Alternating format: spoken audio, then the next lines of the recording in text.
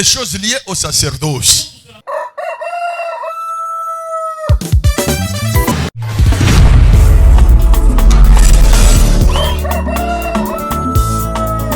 A été demandé de parler sur Cana, cage prophétique de première raison.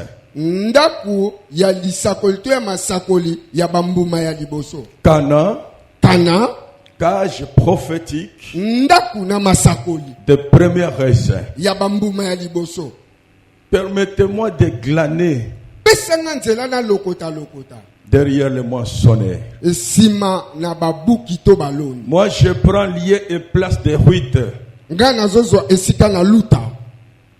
En tant que la personne qui vient clôturer la conférence, permettez-moi de glaner quelques épis dans les différentes prédications qui ont été déjà dispensées en ce lieu.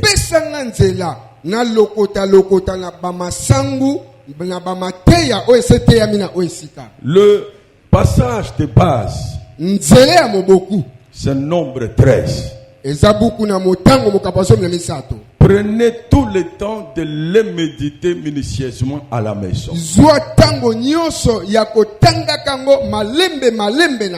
Vous allez comprendre tout ce que je vais commencer à développer ici.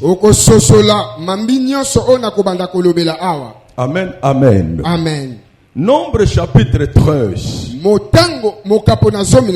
C'est une circonstance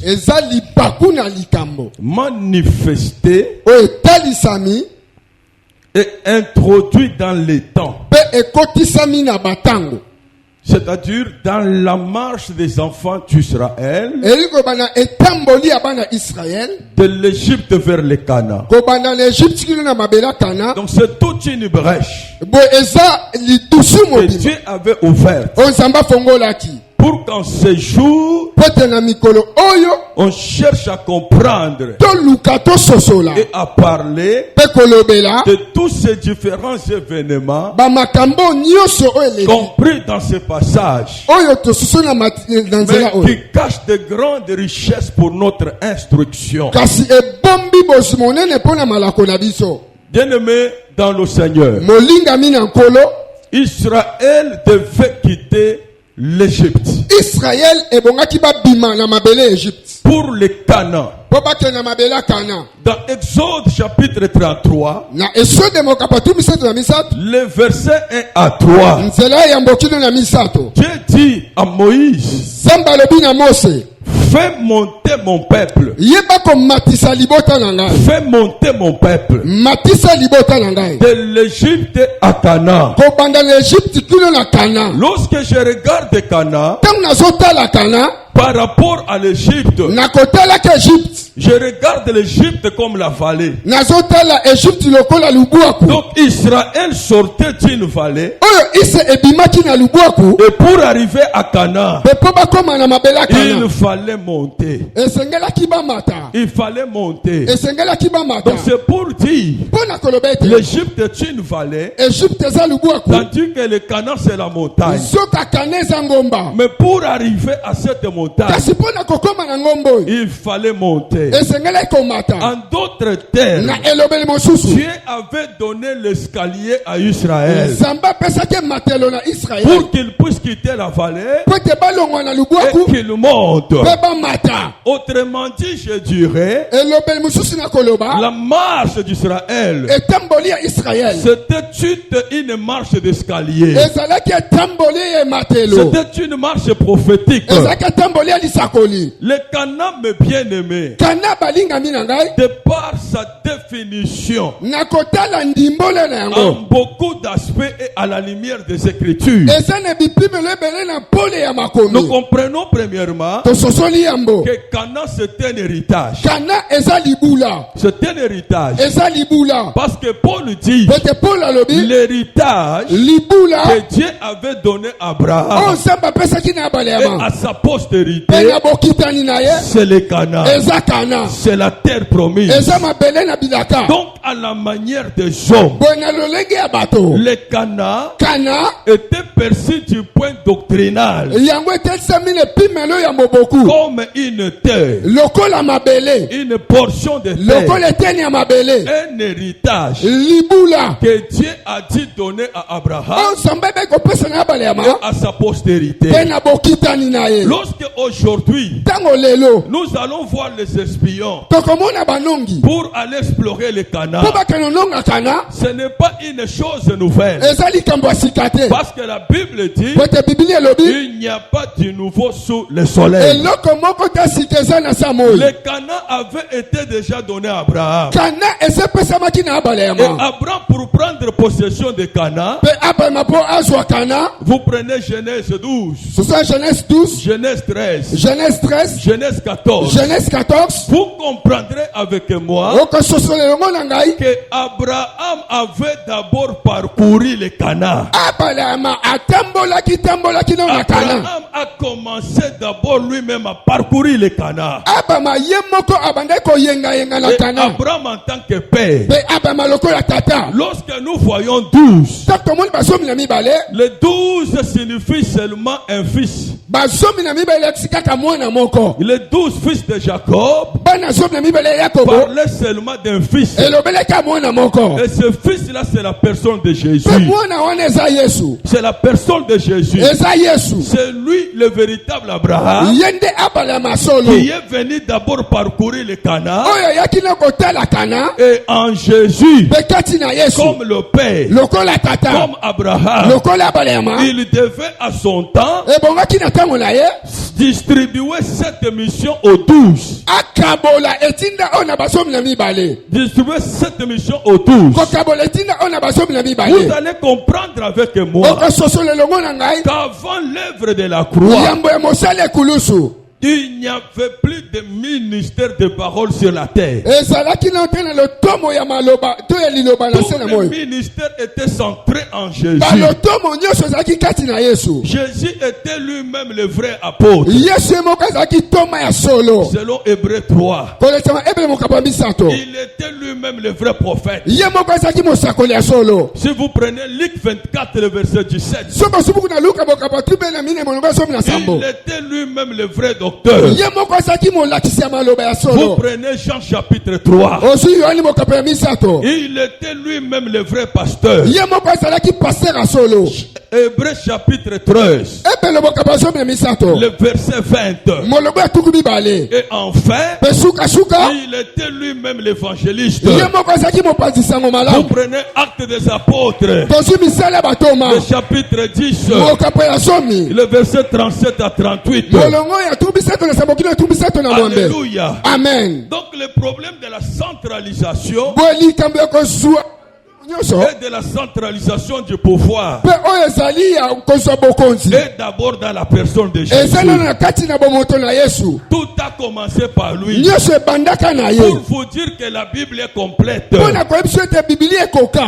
n'est qu'après la mort bien aimé dans le Seigneur, le Seigneur a pris ce qui était en lui, tout ce qui était comme ministère, il les a décentralisés.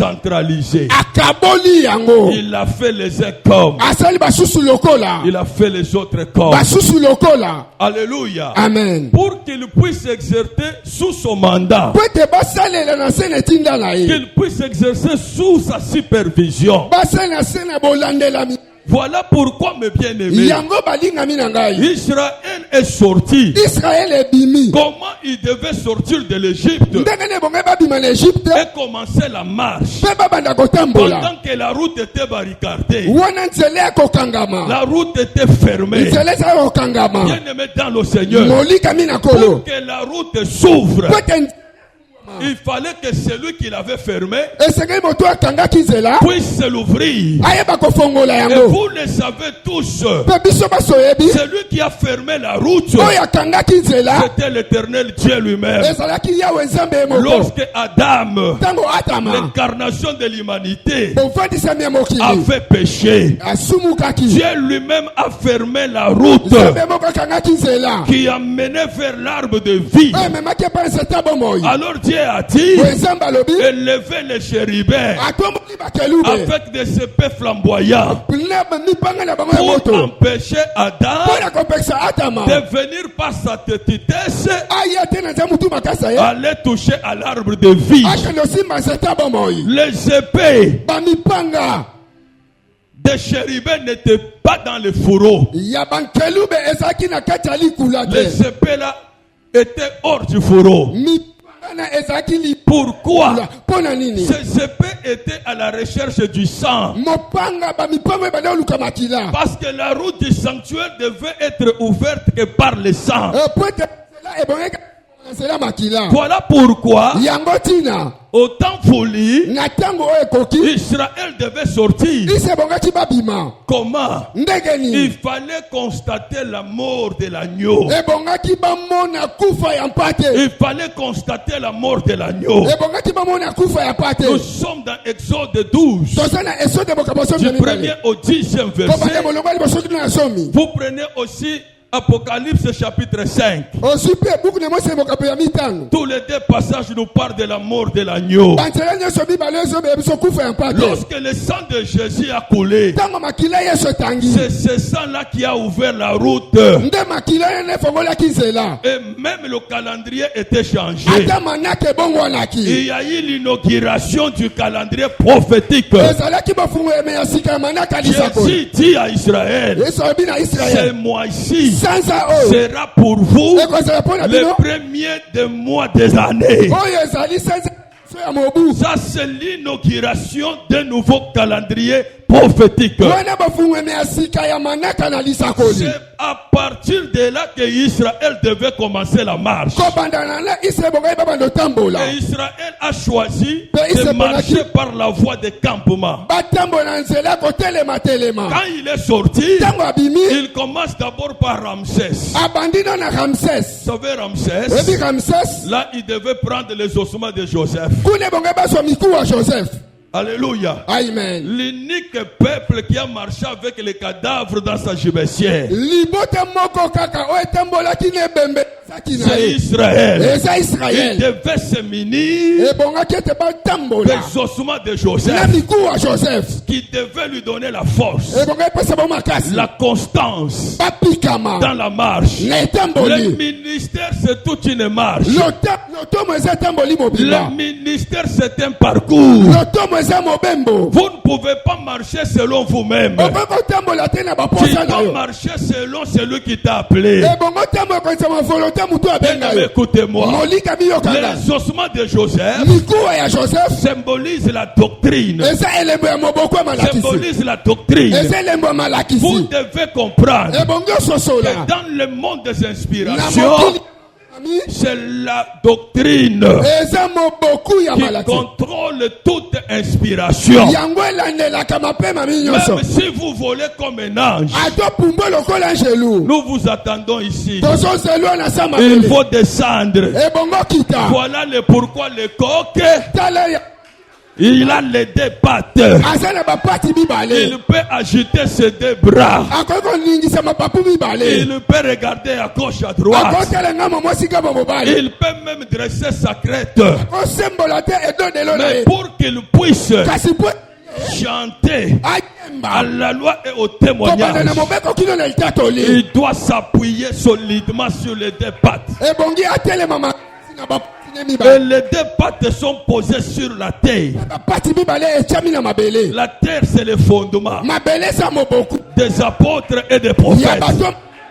C'est l'enseignement. C'est ça la base. C'est ça la doctrine d'un peuple qui marche de l'Égypte, qui est une vallée, pour aller à la montagne. Aller à la montagne. Alléluia. Cette Cette marche était prévue pour 40 ans. Donc Israël, il avait un temps fixé d'exercer son ministère. Dieu l'avait donné 40 ans. Il devait marcher pendant 40 ans. Écoutez-moi mes bien-aimés. Les 40 ans là étaient fixés par rapport à certaines réalités. Parce que notre Dieu, il est aussi un Dieu qui parle et qui travaille avec les chiffres.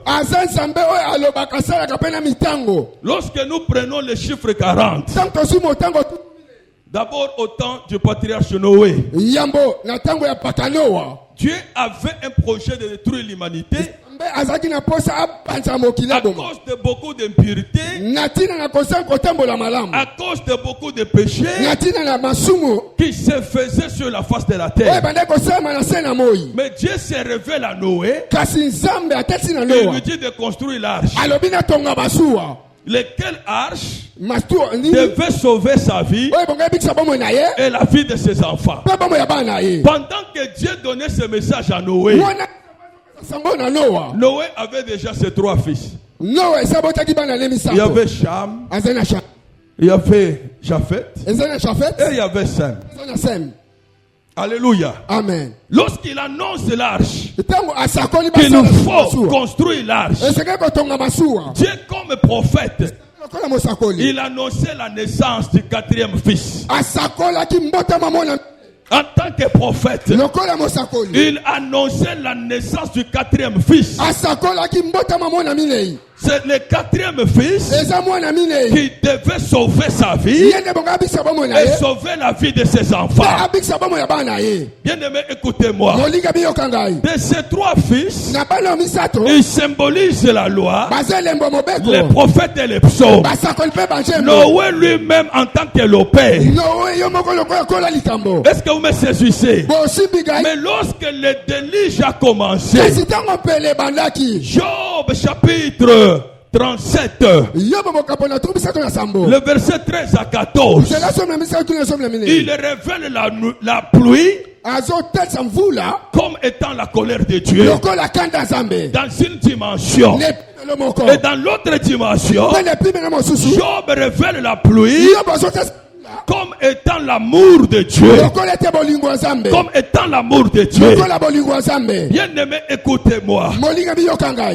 La pluie comme la colère de Dieu traduit le temps du jugement. Dieu a jugé l'arche. Voyez, pendant tout le temps du déluge, il y avait la pluie qui frappait dans l'arche. Les eaux qui frappaient dans l'arche. Oh, les pluies, ce n'est pas seulement la colère, c'était aussi toute une verge. Donc c'est Noé le père, c'est-à-dire le Dieu. Il avait sa verge à main. Il était en train de frapper l'arche. Mais cette arche-là, c'est un fils. C'est la personne de Jésus-Christ. C'est la personne de Jésus-Christ. C'est lui le 4e fils. Oh, écoutez-moi mes bien-aimés.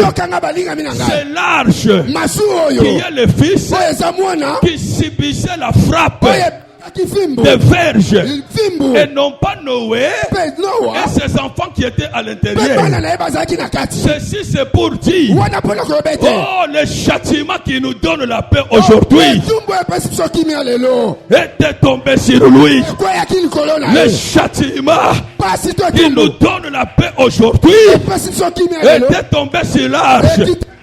Oh, le véritable arche, c'est la personne de Jésus-Christ.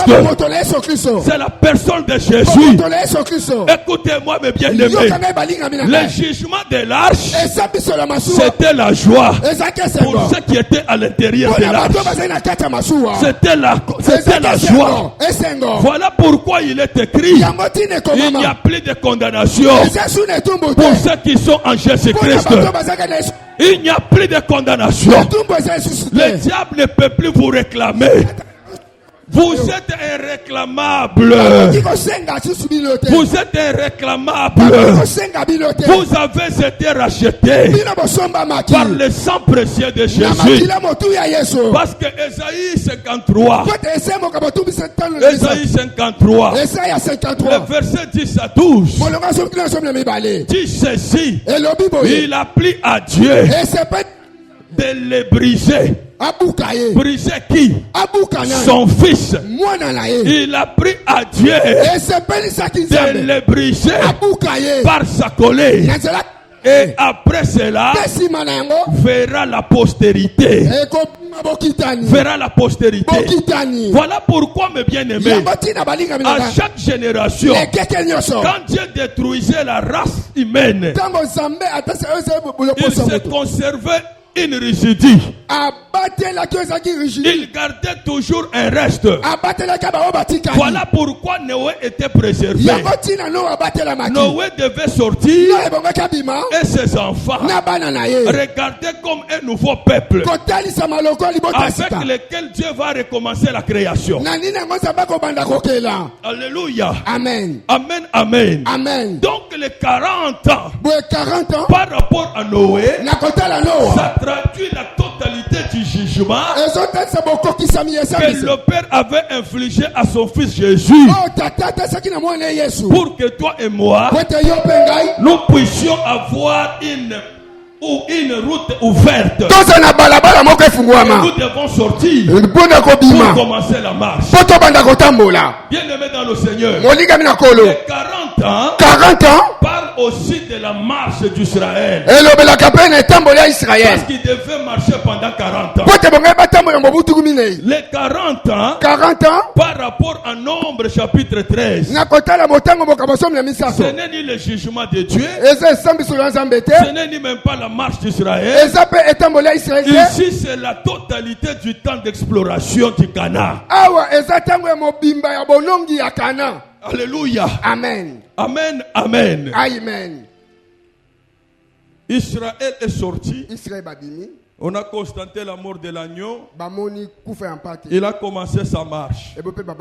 Pendant 2 ans, Israël, par la voie du campement, il est arrivé à Kadesh Barnea. C'est là où que les choses ont commencé. C'est à Kadesh Barnea. Moïse reçoit l'ordre divin.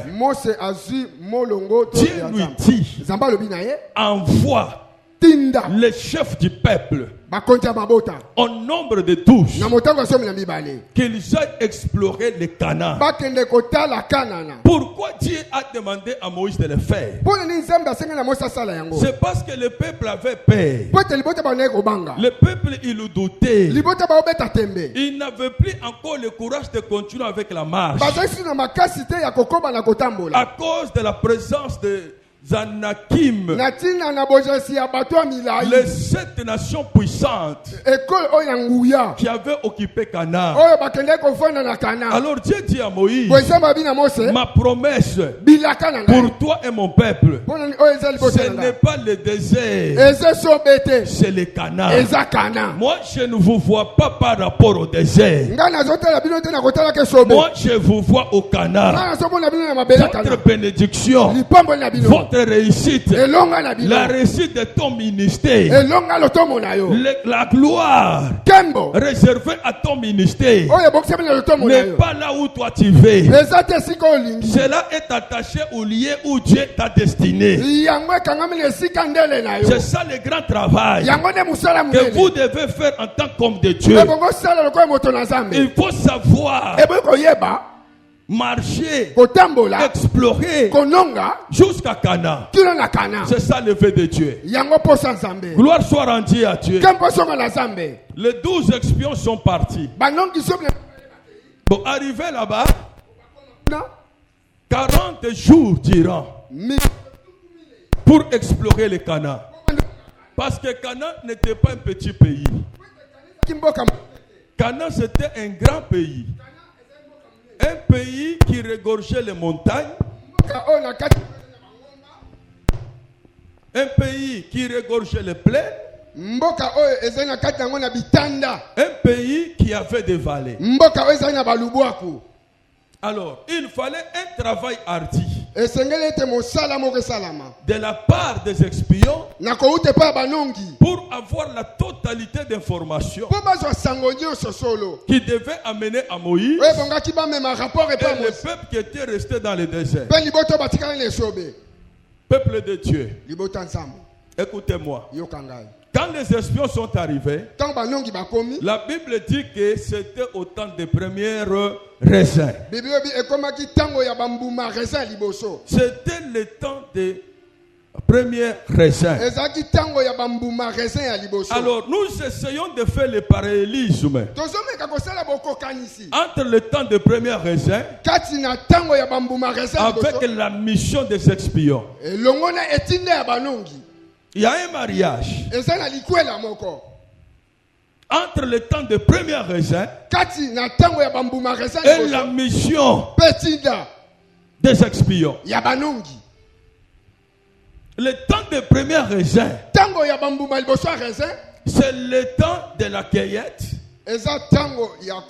des premiers fruits, c'est-à-dire les prémices. Or, Romains chapitre 4, le verset 7 à 8,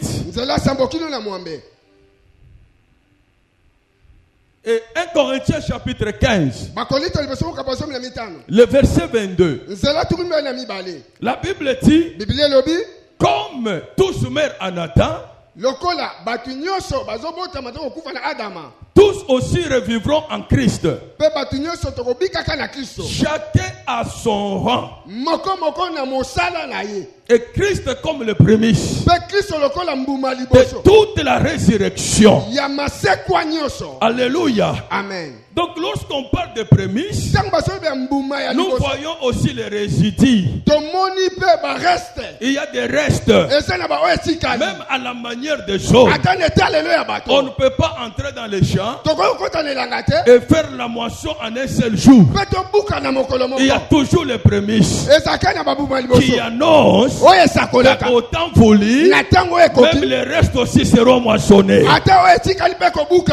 Alléluia. Amen. Amen, amen. Amen. C'est là où nous disons qu'il n'y avait pas de ministère de la parole avant la mort et la résurrection de Jésus. L'introduction de la mission des espions, c'est-à-dire les Éphésiens 4:11, l'œuvre du ministère est introduite au même moment avec la moisson de première raisin. C'est-à-dire la mort et la résurrection de Jésus. C'est là où l'œuvre du ministère a été introduite. C'est là où l'impact de l'œuvre du ministère a eu lié. Alléluia. Amen. Amen, amen. Amen. Prêtez-moi bien votre attention. Ils sont entrés au Canaan. Pour quelle mission? Pour explorer.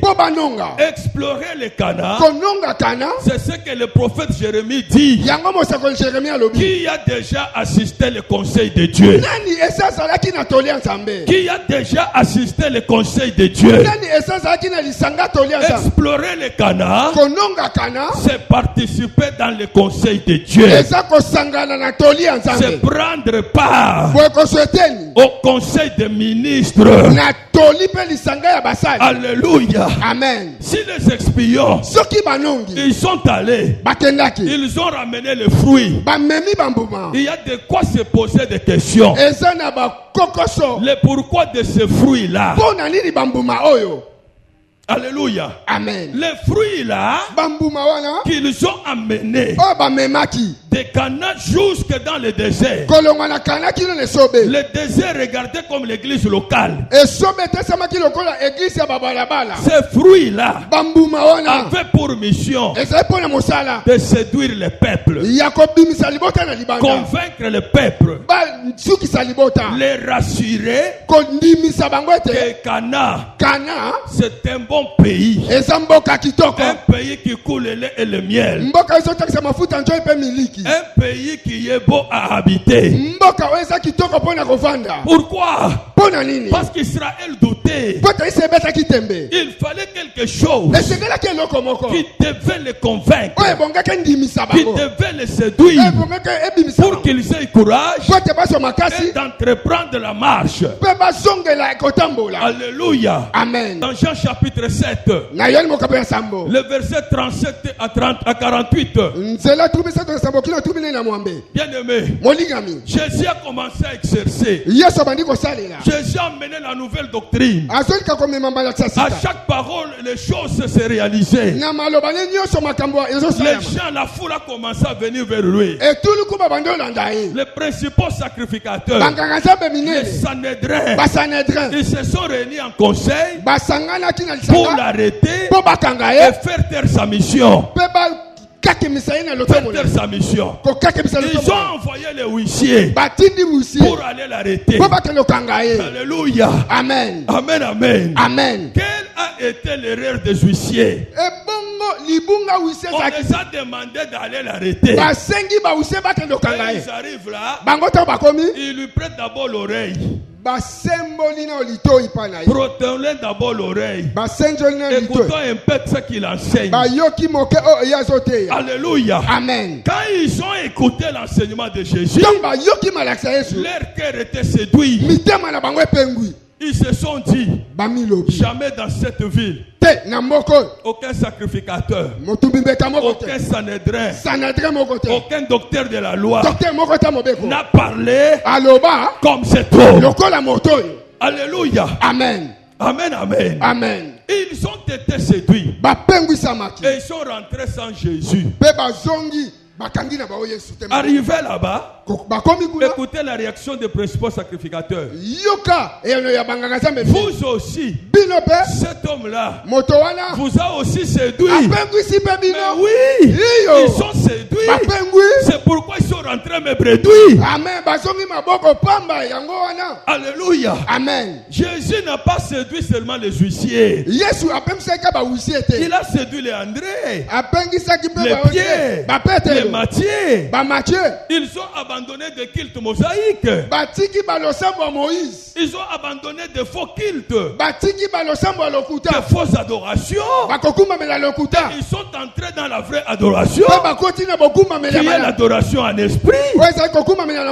Un peu plus loin. Amen. Un peu plus loin, dans Jean chapitre 6, Christ a prêché. Il a opéré des miracles. La foule est venue. Après cela, Jésus a commencé l'enseignement. Il dit à la foule, celui qui boira mon sang et qui mangera mon corps sera sauvé. Il aura la vie éternelle. Cet enseignement, cette parole-là, n'avait pas plu beaucoup de gens. Il y avait eu beaucoup de mécontents. Nombreux étaient partis. Quand Jésus s'est retourné, il voit Pierre et les autres. Il s'adresse à Pierre. Pourquoi vous n'êtes-vous pas partis avec les autres? Écoutez la réponse de Pierre. Chez qui irons-nous encore?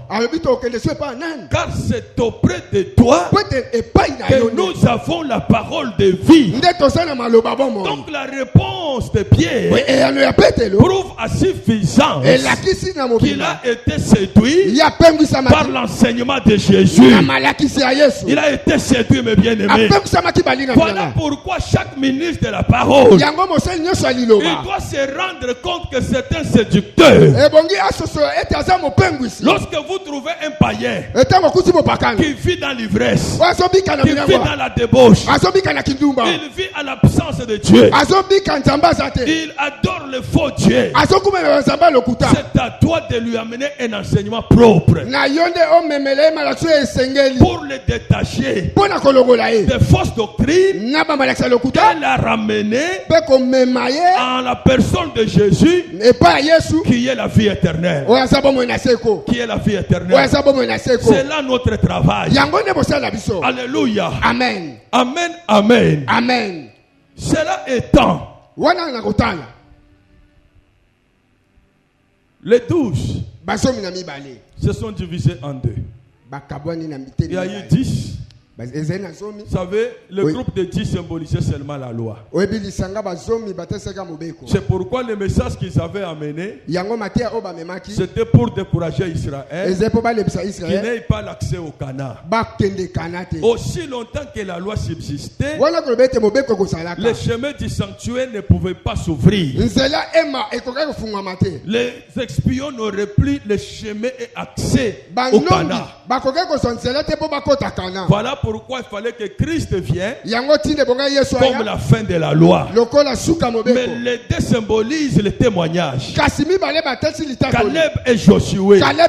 Lorsque je parle du témoignage, je vois la grâce. Le message de la grâce, c'est un message de motivation. Le message de la grâce produit la foi. Parce que la foi, c'est le premier nœud. La foi, c'est le premier né. La parole comme père dans la vie d'un homme. Quand il vient, il engendre en première des choses la foi.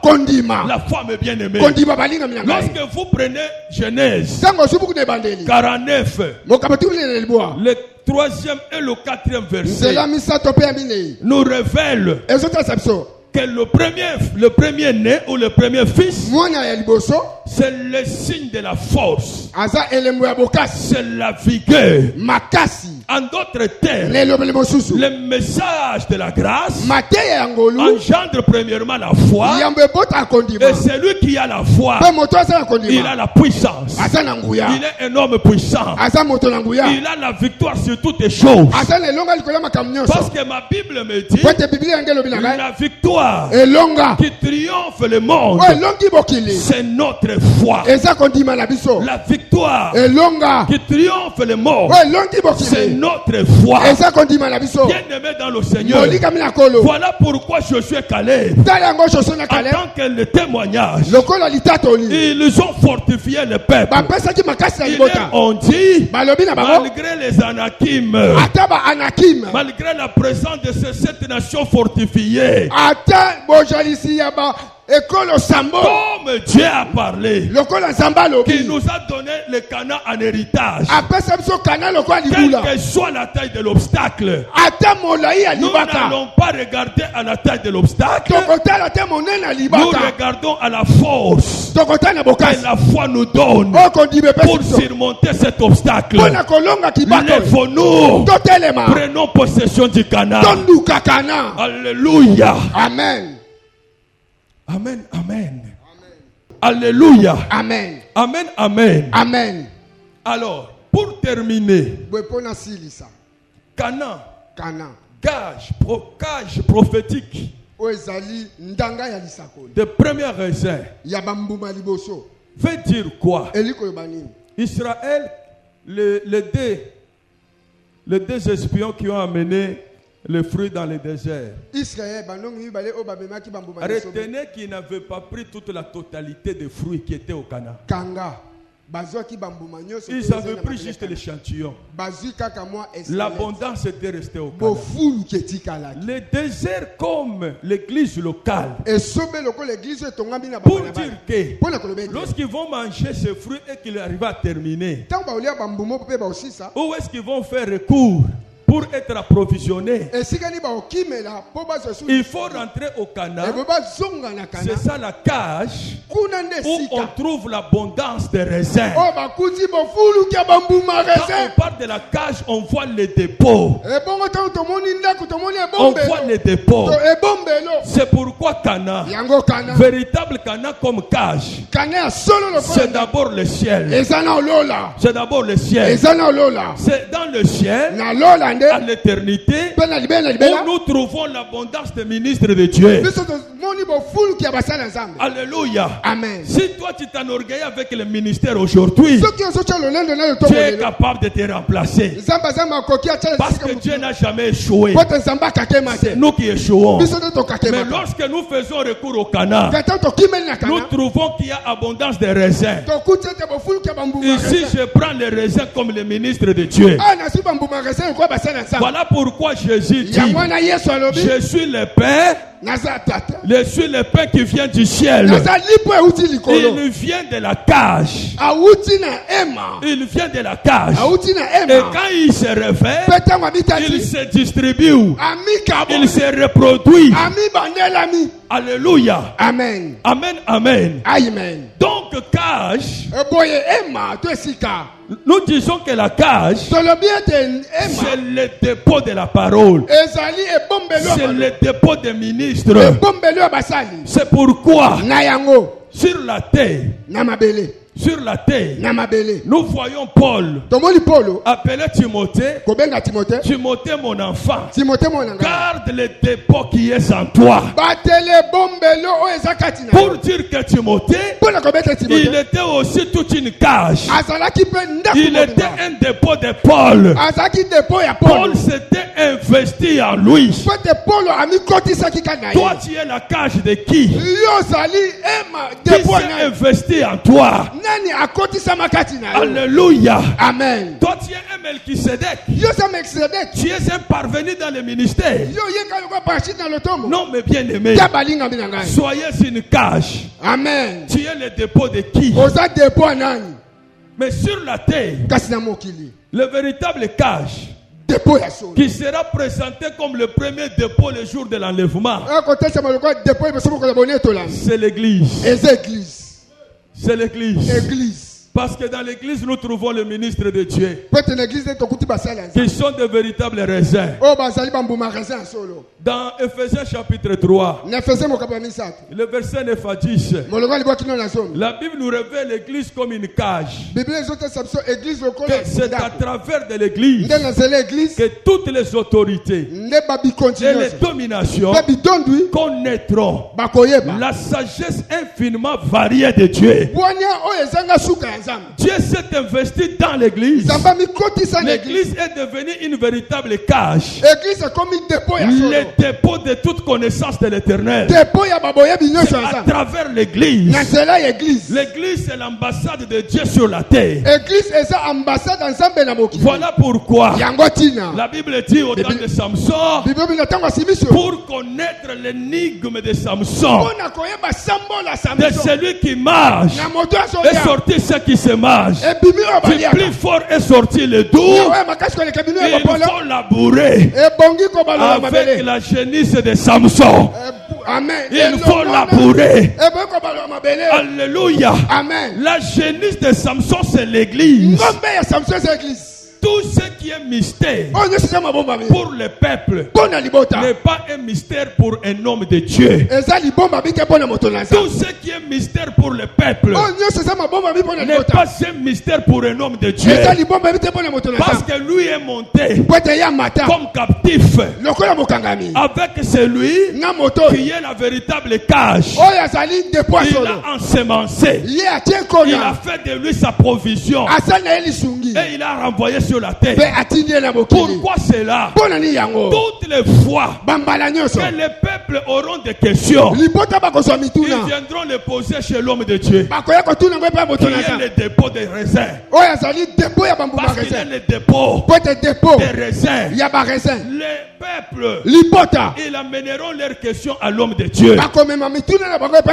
Si toi tu n'es pas le dépôt, quel genre de solution tu vas donner à ces peuples? Je vais terminer en disant, Israël dans le désert, il a demandé la manne. Et Dieu par sa grâce, il lui a donné la manne. Voyez la réaction d'Israël. Comme ils ne connaissaient pas la manne, ils sont allés poser la question à Moïse. Moïse, qu'est-ce que c'est? Qu'est-ce que c'est Moïse. Alléluia. Amen. Moïse comme le dépôt de réserve. La véritable cage. Moïse leur dit, ça c'est la manne. C'est le pain que Dieu vous a donné. Aïe aïe aïe aïe aïe aïe aïe aïe aïe aïe. Rendez-vous à l'Apocalypse.